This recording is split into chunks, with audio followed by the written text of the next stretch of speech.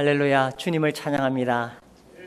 우리 주님의 은혜와 평강이 넘치기를 빕니다. 우리 서로 인사합시다. 하늘 복 많이 받으세요. 지난주에 제가 없다가 다시 오니까 너무 오랜만에 뵙는 것 같습니다. 우리 살다 보면은 어렵고 힘들 때도 있는데 그러할수록 더 주님을 의지하시고 또 주님을 바라보시고 주님 안에서 승리하시게 되기를 바랍니다. 오늘 우리가 하나님 말씀을 읽었습니다. 예수님께서 이제 참으로 왕이심을 보여주는 기적을 일으키시는데 오늘 이제 네 번째지요. 네 번째, 제자들과 함께 배를 타고 가시다가 큰 풍랑을 만나는 이야기입니다. 이와 같이 우리도 살다가 인생에 풍랑을 맞을 수가 있습니다. 이러할 때 우리가 어떻게 이 풍랑을 바라보아야 되는가, 어떻게 해야 되는가 생각하게 됩니다. 예수님과 함께 가는데도 풍랑을 만날 수 있느냐 하는 거죠. 8장 23절에 보시면 배에 오르심에 제자들이 따랐더니 바다에 큰 놀이 일어나 배가 물결에 덮이게 되었으되, 우리가 사는 동안에 이 인생의 풍랑을 피할 수가 없습니다. 아마 오늘 예배드리러 이 자리에 나왔지만 또 돌아가시면 각자 나름대로의 인생의 풍랑이 있을 것입니다. 어떤 사람들은 자식들이 애를 먹여가지고 풍랑을 만나게 되었을 것이고, 또 어떤 분은 사업에 어려움이 있어서 풍랑을 겪게 될 수도 있습니다. 어느 집이든지 어떤 사람이든지 살다 보면 이런 풍랑들을 만나게 됩니다. 그래서 이제 내가 예수님을 믿고 예수님의 도움을 받아야지, 하나님 믿으면은 인생에 무슨 문제가 있겠나 이렇게 생각할 수도 있는데, 하나님 믿어도 여전히 인생에는 풍랑이 있습니다. 우리가 여기 봤지만은 예수님과 함께 배를 탔는데도 풍랑이 있다는 것입니다. 예수님이 계신 배에도 풍랑이 일어날 수가 있다는 사실입니다. 그래서 어떤 사람들은 예수님 믿고 뭐 병이 나았다더라, 어떤 사람들은 예수님 믿고 어떤 문제가 해결되었다더라, 그래서 나도 한번 예수님 믿어봐야지 하고 교회에 왔는데 또 살다 보니까 풍랑이 생기는 것입니다. 예수님이 타고 계신 배에도 풍랑이 일었다는 것입니다. 그렇다면 우리가 예수님 믿고 신앙생활을 하지만 우리 인생에서 여전히 풍랑을 만날 수가 있다라는 거지요. 그래서 우리가 살다가 이런 풍랑을 만났을 때에 좌절하거나 낙심하거나 이상히 여기지 말고, 우리가 이 세상에 사는 동안에는 이렇게 계속 풍랑이 일어나는 것이구나, 이것이 올바른 해석입니다. 그래서 살아가면서 아무 문제도 없고, 자식들도 아무 문제 없고, 사업도 잘 되고, 건강도 늘 건강하고, 아무 문제가 없는 것이 아니죠. 아무 문제가 없는 동네가 있습니다. 어디입니까? 공동묘지 가면 아무 문제가 없습니다. 사람 사는 동안에는 계속 문제가 있고, 더더구나 예수님을 모시고 살아가는데도 이런 문제가 있을 수 있다는 것입니다. 어떨 때는 너무 힘들어서 이러다가 내 인생이 끝장나겠구나, 내 인생 실패하겠구나, 그렇게 낙심될 만큼 큰 풍랑을 만나기도 합니다. 그런데 우리가 한 가지 기억해야 될 것이 있어요. 그게 뭐냐 하면, 내가 만난 이 풍랑, 내가 타고 가는 배의 풍랑을 만났는데 이 배에 나 혼자 있는 것이 아니고 누가 있다고요? 예수님이 함께 타고 계십니다. 나 혼자 이 배를 타고 가고 있다면 내 힘으로 어떻게 할 수가 없어요. 그런데 예수님이 내 배에 같이 타고 계신다는 것입니다. 이것이 우리에게 얼마나 위로가 됩니까? 또 우리에게 얼마나 큰 힘이 됩니까? 예수님이 내 배에 지금 같이 타고 계신다니까요. 내가 막 풍랑 때문에 아이고 이제 죽겠구나, 내 인생 끝나겠구나, 바다에 빠져서 끝나겠구나 싶은데 예수님이 내 배에 같이 타고 계신다는 것입니다. 그래서 우리가 예수님을 믿어도 이런 풍랑을 만나는데 이것이 우연이 아니에요. 하나님께는 우연이 있을 수가 없습니다. 내가 이렇게 풍랑을 만나는 것도 다 우리 하나님의 손안에 있고 하나님의 뜻이 있다는 것입니다. 이런 풍랑을 만나야 우리가 그 풍랑 속에서 강해지는 것입니다. 이 사람이 강해지려면 먼저 뭘 느껴야 되냐면 자기가 약하다는 걸 알아야 돼요. 배를 타고 가는데 풍랑을 만나서 이 배가 뒤집어질려 하는데 내 힘으로 어떻게 할 수 없다. 자기가 참으로 약하다는 걸 알아야 돼. 내가 아무것도 할 수 없구나. 이걸 알아야 주님을 의지하게 되고 거기서 강인한 믿음이 나오게 되는 것입니다. 그래서 이 풍랑을 만나게 되는 것이 이게 우연이 아니라 여기서 이것을 통해서 하나님이 나를 지금 연단시키는 것입니다. 우리 베드로전서 1장 말씀을 볼까요? 베드로전서 1장 6절에 보시면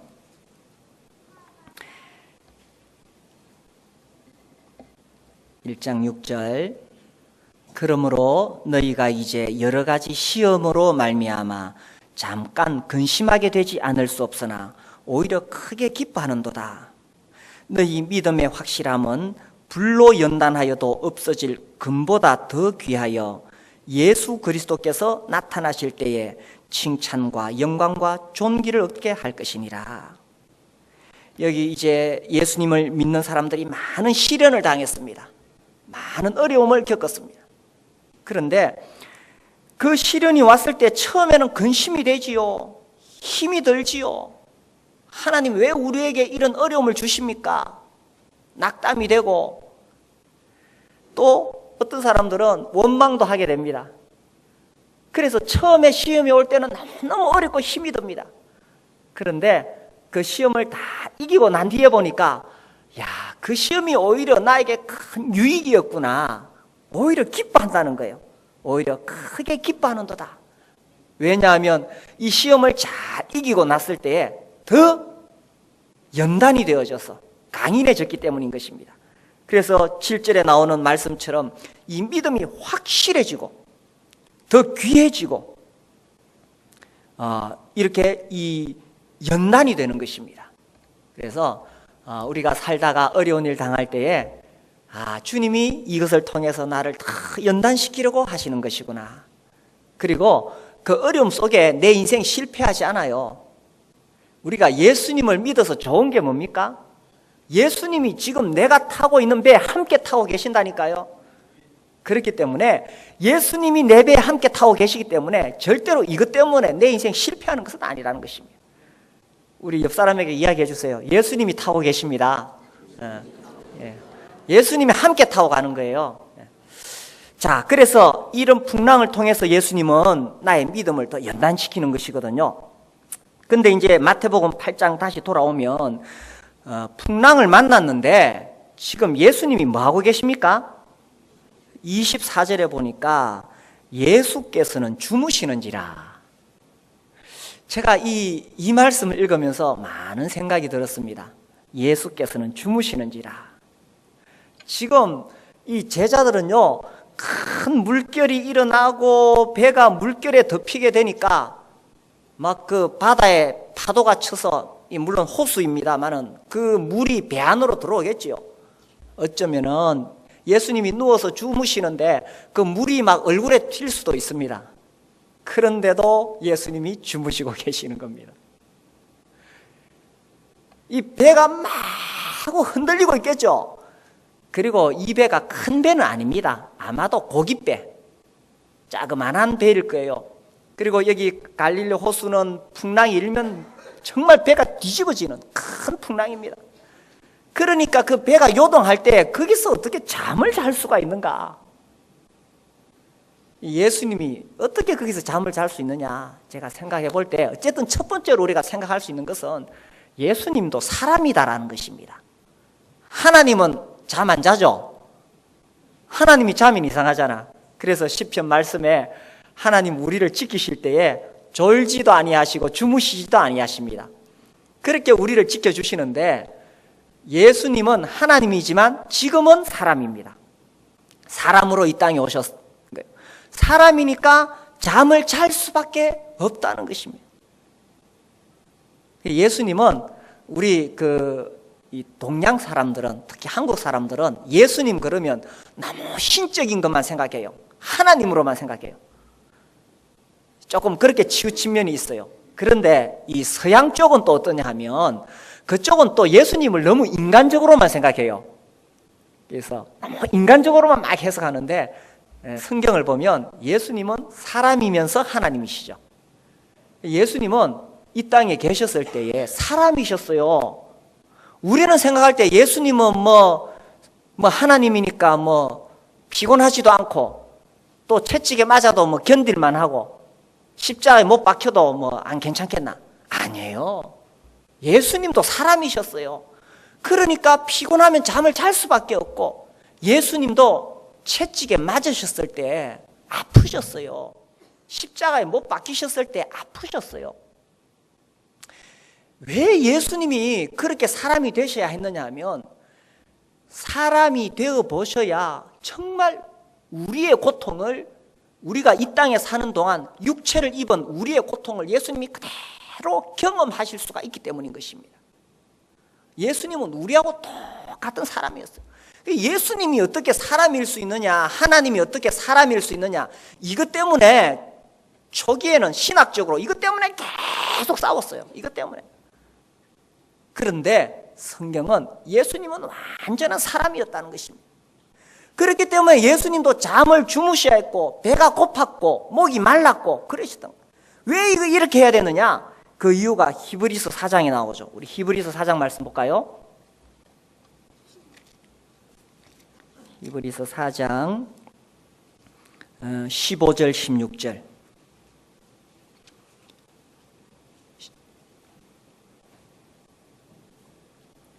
우리에게 있는 대제사장은 우리의 연약함을 동정하지 못하실 리가 아니요 모든 일에 우리와 똑같이 시험을 받으신 이로되 죄는 없으시니라. 그러므로 우리는 긍휼하심을 받고 때를 따라 돕는 은혜를 얻기 위하여 은혜의 보좌 앞에 담대히 나아갈 것이니라. 이 15절 말씀에서 예수님은 우리의 연약함을 예수님은 정말 다 아시는 분이라는 거예요. 모든 일에 우리와 똑같이 시험을 받으셨고, 그래서 예수님은 내가 겪는 고통과 아픔을 다 경험해 보셨다는 것입니다. 이게 이런 거예요. 자, 우리가 이제 TV나 이렇게 라디오 같은 거 들으면 아주 애틋한 사연이 나오죠. 어떤 집에 한 중학생이 사는데 부모님도 안 계시고 할머니 모시고 사는데 이 겨울에 추운데 연탄을 못 사서 벌벌 떨고 있다. 도우실 분은 이렇게 몇 번으로 전화를 하시면 5,000원 송금됩니다. 이런 거 있잖아요. 그럼 이제 우리가 라디오 듣고 안 됐다 싶어가지고 이제 우리가 이렇게 번호 눌릅니다. 그럼 자동으로 5,000원 딱 이렇게 이체되고 그런 거 있죠. 네, 우리가 그렇게 하는 거하고 어린 시절에 정말 부모님 없이 어렵게 먹고 살기 위해서 발부둥치고 그렇게 공부하고 이래서 이제 어느 정도 나이가 들어서 이제 성공했어요. 돈도 좀 가지고 성공했어요. 근데 이 사람이 그 사연을 딱 들을 때 마음이 어떻겠어요? 우리가 듣는 거하고 달라요. 그 사람은 그런 사연을 딱 듣는 순간 자기 어릴 때 생각이 탁 나면서 가슴이 찌릿한 거예요. 그래서 슈퍼 가가지고 마트에 가서 먹을 거 막 사가지고 한 보따리 들고 봉투에 돈 넣어가지고 찾아가는 겁니다. 그래서 그런 것을 경험해 본 사람하고 경험하지 않은 사람은 다른 거예요. 우리가 기도할 때 우리 마음이 아프고 어렵고 힘들어서 기도할 때에 하나님은 높은 보좌에 앉아가지고 이렇게 내려다보시면서 그래 너 힘들겠구나 내가 도와주지. 우리 하나님은 그런 하나님이 아니에요. 우리 하나님은 실제로 이 땅에 인간의 몸을 입고 오셔서 우리하고 똑같이 아픔을 경험하고 배고픔도 경험하고 추위도 거긴 안 춥나요? 밤엔 춥죠? 추위도 경험하고 우리와 똑같이 고통을 겪으신 분, 사람들에게 모욕당하시고 오해도 받으시고 나의 육체적인 고통 우리 주님이 이미 다 당하셨어요. 내가 겪는 정신적인 고통 우리 주님도 그거 다 아세요. 우리 주님은 그거 다 경험하셨기 때문에, 그래서 우리가 기도할 때 주님이 그것을 다 경험하셨기 때문에 우리의 마음의 아픔을 아시고 주님이 도우신다는 것입니다. 그래서요, 여기 주무신다고 했을 때 예수님도 사람이셨어요. 사람이셨기 때문에 정말 우리의 고통을 아시고 우리를 도와주실 수 있는 주님이시다라는 것입니다. 그리고요, 또 이 주님이 주무시는 걸 제가 생각을 해보니까, 아무리 그래도 아까 말씀드렸듯이 지금 배가 뒤집어지려고 그러는데, 파도가 쳐서 물이 막 얼굴로 쏟아질 수도 있는데, 그런데도 어떻게 주무실 수 있을까? 주님이요, 너무 피곤하셨던 거예요. 우리가 너무너무 피곤하면 자는 사람 왜 들고 메고 나가도 모른다 그러잖아요. 주님이 너무 피곤하셨어요. 이 말씀해 보니까 주님이 이 마가복음 3장에 보니까 식사할 겨를도 없으셨다 이렇게 나와요. 식사할 겨를. 왜냐하면 주님은 이 땅에서 사람들에게 하나님 말씀 전해야 되지요. 또 병든 사람 오면 고쳐줘야 되지요. 병든 사람 고쳐주니까 수많은 환자들이 몰려옵니다. 그 사람들 다 일일이 고쳐주시고, 그렇게 바쁜 와중에도 또 개인적으로 사마리아 여인 같은 사람은, 그런 사람은 예수님 모르니까 못 오잖아요. 남편을 5이나 두었던 불쌍한 그 여인 만나려고 예수님이 일부러 찾아가셔서 만나주시고 정말 쉴 틈이 없었어요. 그 바쁘신 중에도 기도할 때는 밤새워 기도하셨다고 되어 있어요. 그러니까 육체를 입으신 우리 주님이 한계가 있는 거예요. 그래서 이제 배를 타고 가는 동안에 이때는 이제 사역을 잠시 쉬시고 배에서 주무시는 거예요. 그렇게 주무실 때 그렇게 배가 흔들리고 파도가 쳐도 너무 피곤하니까 그냥 골아 떨어지시는 거예요.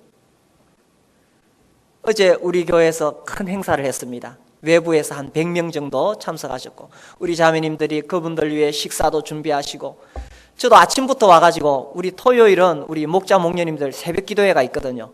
그래서 아침부터 와서 계속 하고, 또 낮에는 늦게 또 오시는 분들이 길을 못 찾아서 전화가 와요. 우리 교회 이 번지를 가르쳐 주니까 내비게이션이 안 찍힌대요. 고물이라 그렇겠죠, 내비게이션이. 그 이제 제가 계속 안내하고 밖에 나가가지고 서 있는데, 어제 바람이 찼어요. 그래 막 차고 이러다가 감기 들겠다.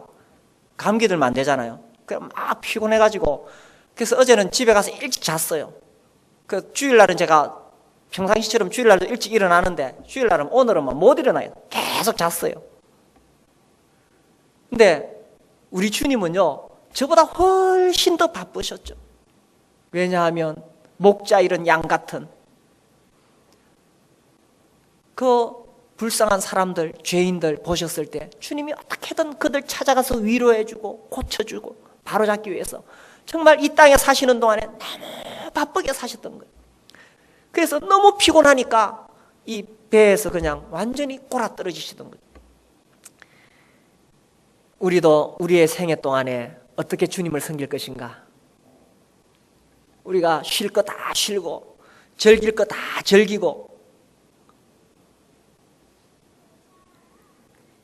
우리 주님은 정말 바쁘게 주님의 일을 하셨던 것을 생각하게 될 때 우리도 우리의 시간을 절제하면서 그렇게 주님을 섬겨야 되지 않을까요?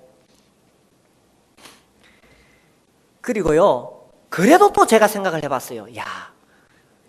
육체를 입으셨기 때문에 주무실 수도 있고 또 몸이 피곤하니까 주무실 수도 있지만, 그래도 이런 상황에서 어떻게 주무실 수 있을까? 배가 뒤집어지려는데 어떻게 주무실 수 있을까? 생각해 볼 때요, 주님의 마음에는, 주님에게는 어떤 환경도 주님을 깨울 수 없을 만큼 주님의 중심에는 평안과 흔들리지 않는 그 중심이 있었다는 거예요. 어떤 환경에서도 주님은 요동치 않으신다는 것입니다.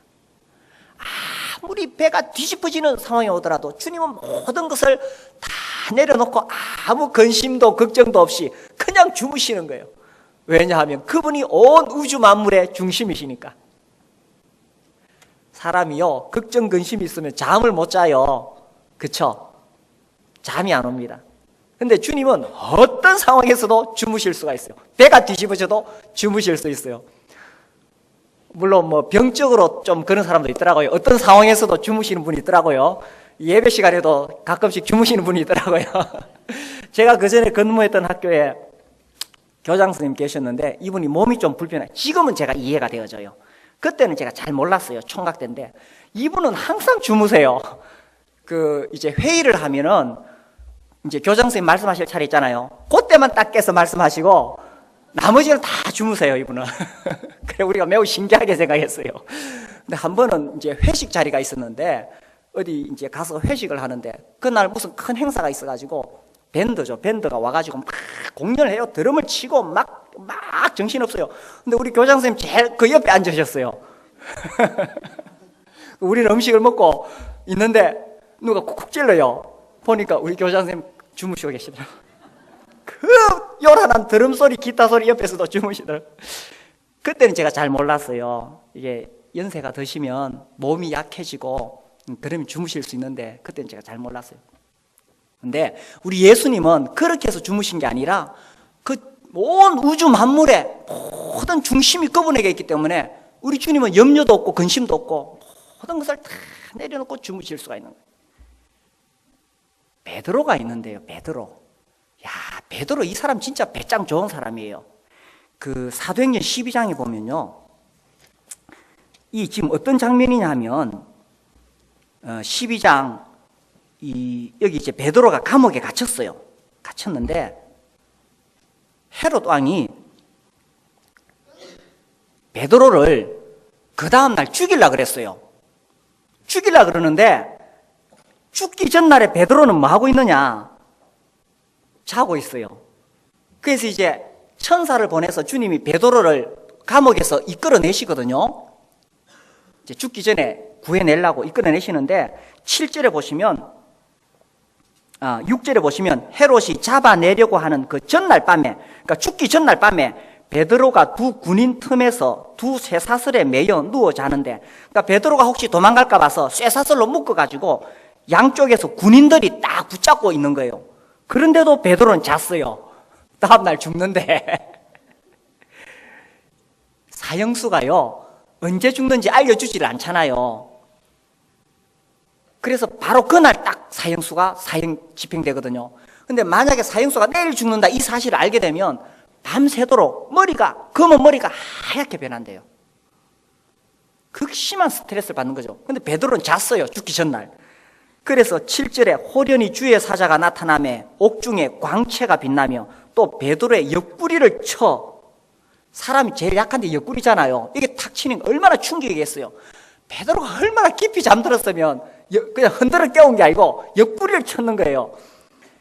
급히 일어나라 하니 쇠사슬이 그 손에서 벗어지더라. 이제 쇠사슬이 주님의 능력으로 벗어지죠. 8절 천사가 이르되 띠를 띠고 신을 신으라. 아니 베드로가 그냥 잔 게 아니고 띠도 풀어놓고 신도 벗어놓고 잤어요. 배짱이 보통 배짱이 아니죠. 하거늘 베드로가 그대로 하니 천사가 또 이르되 겉옷을 입고 따라오라.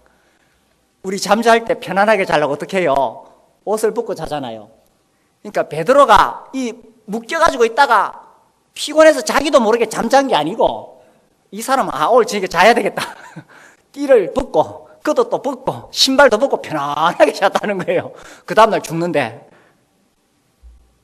베드로가 어떻게 되었을까요? 베드로는 주님과 3년 반 동안 따라다니고 주님을 알았고 주님의 부활을 경험했고 성령의 충만함을 받아서 예수님 복음 전하다가 감옥에 왔어요. 이제 베드로는 무서운 것도 없어요. 죽는 것도 겁나지 않아요.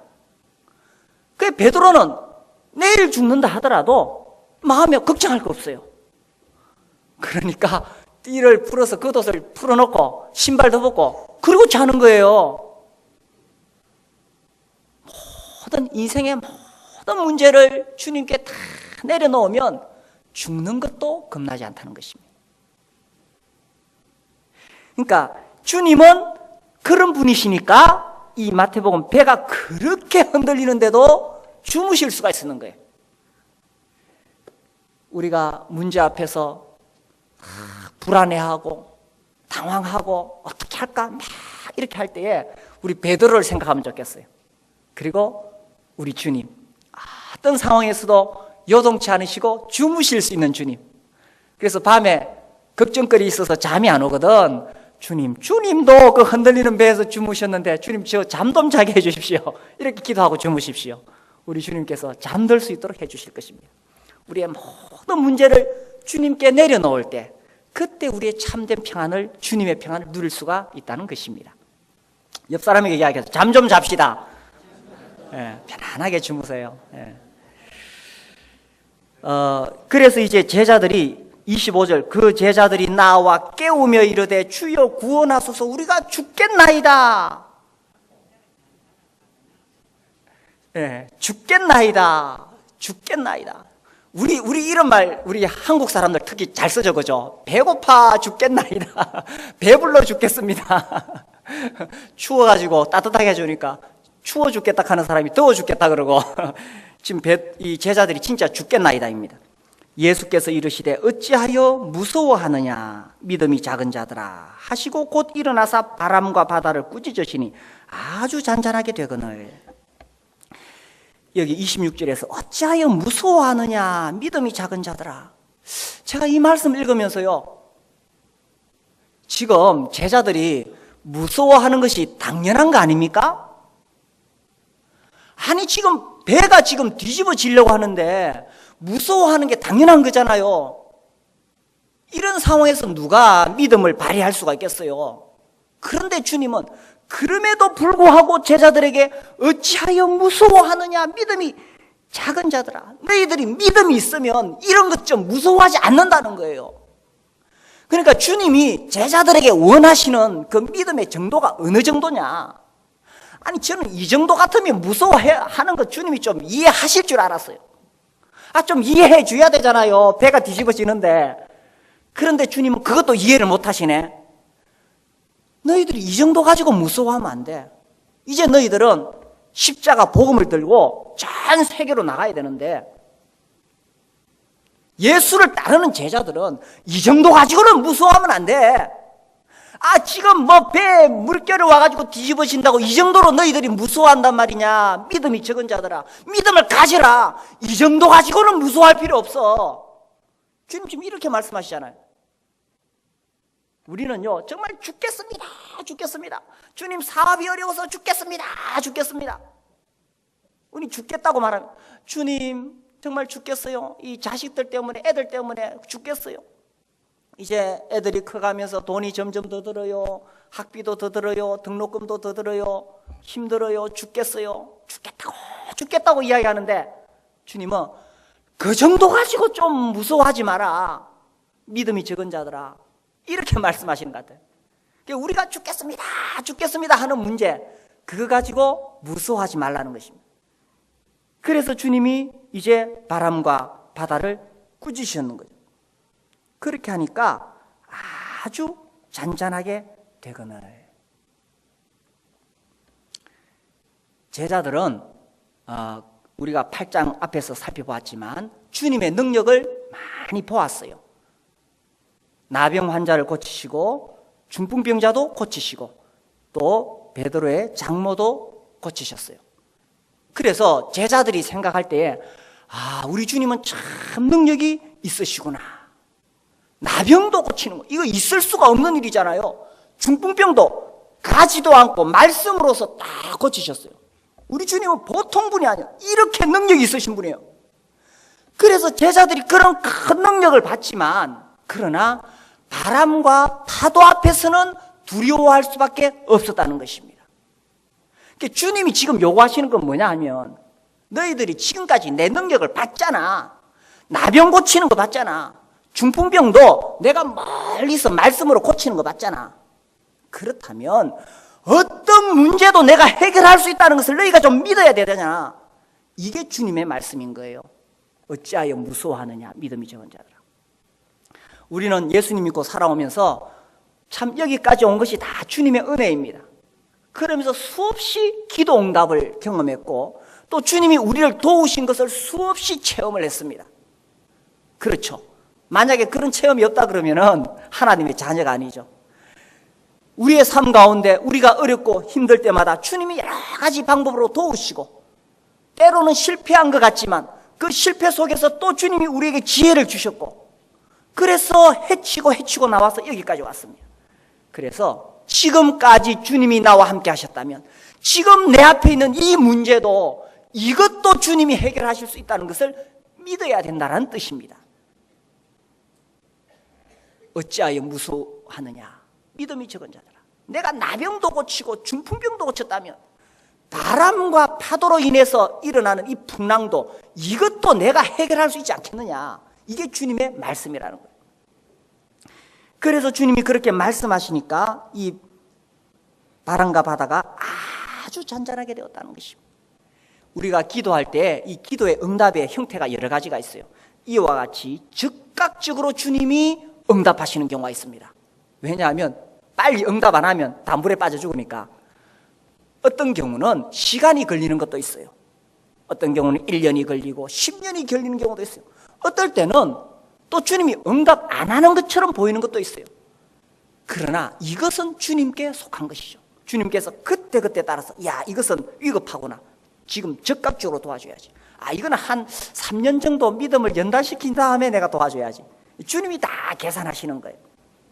주님은 우리가 언제 도움이 필요하신지를 아신다는 것입니다. 어떤 왕자가 군대를 이끌고 전쟁에 나갔어요. 이제 적하고 이제 싹 한판 붙어보니까 도저히 못 이기겠어. 그래가지고 자기 아버지에게 왕에게 도움을 요청하는 이 편지를 보냈어요. 아버지 큰일 났습니다. 우리가 도저히 못 이길 것 같습니다. 원군을 보내주십시오. 기다리는데 하루가 지나도 안 오고 이틀이 지나도 안 오고 3일이 지나도 안 와요. 아들이 마음이 바짝바짝 탑니다. 그래서 다시 아버지에게 편지를 보냈어요. 아버지 왜 안 도와주십니까? 아버지한테 답장이 왔어요. 아들아, 나는 전쟁에 많은 경험이 있다. 내가 언제 원군을 보내줘야 될지 내가 다 알고 있다. 우리는 기도가 응답이 늦어질 때 막 불안해하는데 하나님은 언제 나에게 그 응답이 와야 될지를 알고 계신다는 것입니다. 그래서 이런 경우에는 즉각적인 응답, 또 어떤 경우에는 한 달, 어떤 경우에는 10년, 우리 주님이 때에 맞게 우리를 도와주시는 주님이라는 사실입니다. 그래서요, 주님은 어찌하여 무서워하느냐 믿음이 작은 자들아. 지금까지 내가 너희들을 도와줬다면 이 바람과 바다도 내가 해결할 수 있다. 그래서 주님이 일어나서 바람과 바다를 꾸짖으시니 아주 잔잔하게 되고, 주님 말씀하시는데 꼼짝 못하죠, 그죠? 이 만물도 피조물도 주님이 말씀하시면 들을 수밖에 없는 것입니다. 그래서 주님이 이 장면 멋있죠? 주님이 이제 딱 주무시고 계시다가 제자들이 막 깨웠습니다. 주님이 탁 일어나시더니 어찌하여 무서워하느냐 믿음이 작은 자들아 하고 탁 일어나셨어요. 그리고는 바람과 바다를 향해 잔잔하라. 순식간에 잔잔해졌어요. 우리 주님께서 우리의 삶 가운데 이렇게 말씀하시는 때가 온다는 것입니다. 그때 우리가 가지고 있는 이 풍랑의 문제가 아주 단단하게 될 것입니다. 자, 27절, 그 사람들이 놀랍게 여겨 이르되 이가 어떠한 사람이기에 바람과 바다도 순종하는가.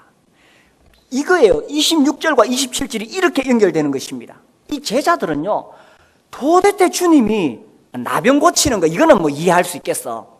중풍병 고치는 거 그것도 이해할 수 있겠어. 그런데 어떻게 바람과 바다까지도 주님이 말씀하시니까 순종하게 되느냐는 것입니다. 도대체 주님의 능력이 어디까지인지 우리가 어디까지라고 믿어야 되느냐 하는 것입니다. 우리가 어디까지라고 믿어야 될까요? 나병 고치는 정도까지 믿을 수 있습니까? 중풍병 고치는 데까지 믿을 수가 있습니까? 아니면 정말 이 바람과 바다까지도 잠잠케 하시는 그만큼까지 믿을 수 있습니까? 뒤에 넘어가면 우리 주님은 심지어 죽은 자를 살리십니다. 이건 완전 하나님의 능력이죠. 여기 보니까 예수님은 완전히 인간이면서 완전히 하나님이시죠. 심지어 마지막에 우리 주님은 자기 본인이 십자가에 못 박혀 죽었다가 3일 만에 부활하셨습니다. 그리고 하늘과 땅의 모든 권세를 다 가지고 있다고 하신 것입니다. 우리는 도대체 주님의 능력에 대해서 어디까지 믿을 수가 있습니까? 어디까지 믿을 수 있냐는 거죠. 그 27절에 사람들이 놀랍게 여기는 거예요. 이 사람들은 나병까지, 중풍병까지라고 생각했습니다. 바람과 바다까지라고는 생각을 못했는 거예요. 나는 어디까지 믿고 있습니까? 내 인생의 문제에 있어서 예수님이 정말 내 인생에 개입하시고 나를 도와줄 수 있는 범위가 어디까지라고 믿으십니까? 어디까지입니까? 그런데 정말 예수님이 바람과 바다까지 순종하는 걸 봤을 때 사람들이 놀랍게 여기면서 이가 어떠한 사람이기에 어디까지 믿을 수 있습니까? 우리가 믿는 것 이상의 능력을 가지신 분이 주님이시다라는 것입니다. 그래서요, 우리가 살다가 내가 타고 있는 배가 풍랑을 만나서 뒤집어질 수 있어요. 그 이상한 게 아닙니다. 예수님 모시고 살아가는 우리 인생에도 풍랑을 만날 수 있어요. 그러나 중요한 것은 내 배에 예수님이 타고 계신다는 사실입니다. 그리고 큰 풍랑 속에서도 예수님은 조금도 요동하지 않고 평안한 가운데 주무실 수 있는 분이시라면 우리도 우리의 문제를 이제 주님께 내려놓을 수 있다는 사실입니다. 사업의 문제입니까? 건강의 문제, 결혼의 문제, 그것도 내려놓을 수 있다는 것입니다. 그리고 주님이 지금까지 나와 함께 하셨다면 내 앞에 있는 문제도 주님은 능히 해결해 줄 수 있다는 것입니다. 아니, 오히려 문제가 크면 클수록 주님의 능력은 더 강하게 나타나는 것입니다. 뒤에서 바로의 군대가 쫓아오고 좌우에 피할 곳이 없을 때 그때 주님의 능력이 홍해를 갈랐던 것입니다. 이제 우리의 삶 가운데 우리와 함께 하시고 정말 주님이 어떠하신 분이신가를 보여주시기를 원하시는 그 주님을 믿으시면서 어떠한 문제도 좌절하지 않고 승리하시게 되기를 바랍니다. 기도하겠습니다.